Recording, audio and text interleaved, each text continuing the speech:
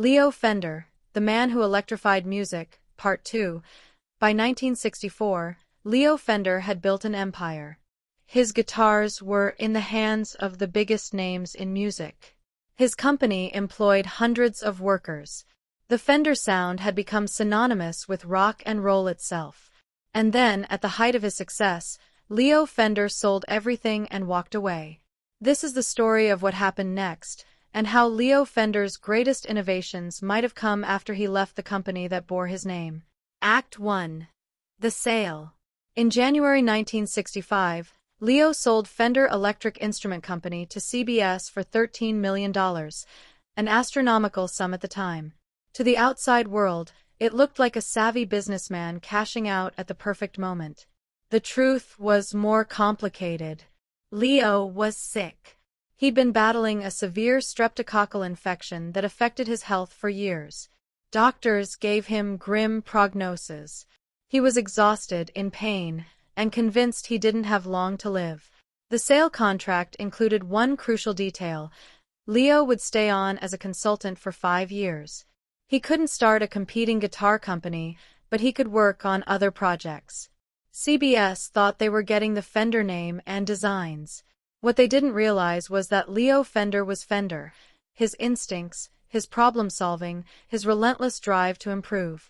Under CBS ownership, Fender remained profitable, but many musicians felt the quality declined. The accountants and corporate managers didn't understand what made a great guitar. They cut costs and increased production. The magic started to fade. But Leo was just getting started. Act 2. The Comeback. In 1971, Leo's consulting contract expired. His health had improved. The doctors had been wrong. He was 62 years old, and most people would have retired to enjoy their millions.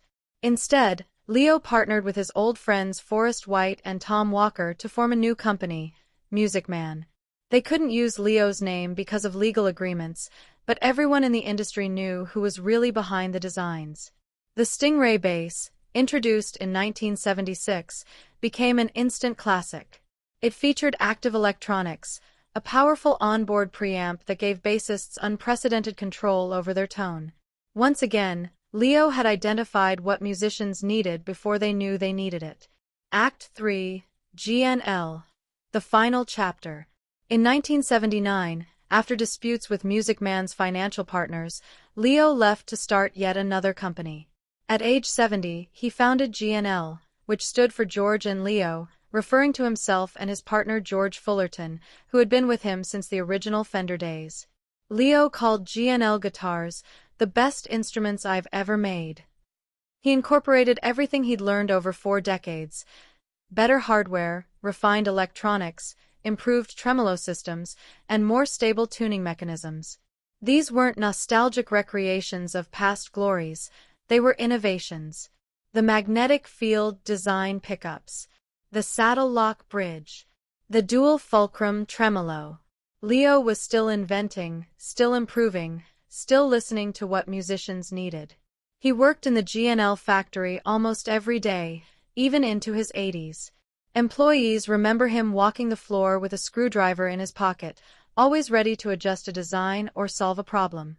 He never lost the mindset of a repairman who just wanted things to work better. Act 4. The Legacy. Leo Fender died in 1991 at age 81, still active in guitar design until the end. In his lifetime, he held more than 30 patents. His instruments had been played on thousands of hit records across every genre imaginable.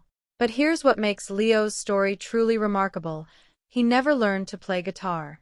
He designed by listening, by problem-solving, by thinking about what would make an instrument more practical, more reliable, more accessible.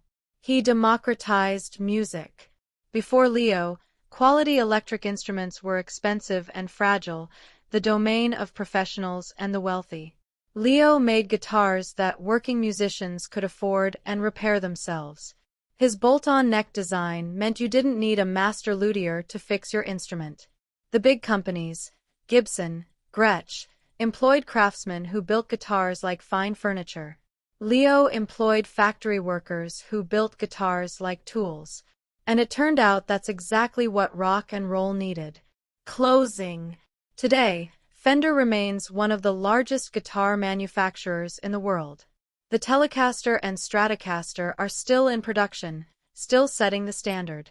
Music Man and GNL continue to make instruments based on Leo's designs. Walk into any music venue on Earth, and you'll likely see Leo's influence on stage.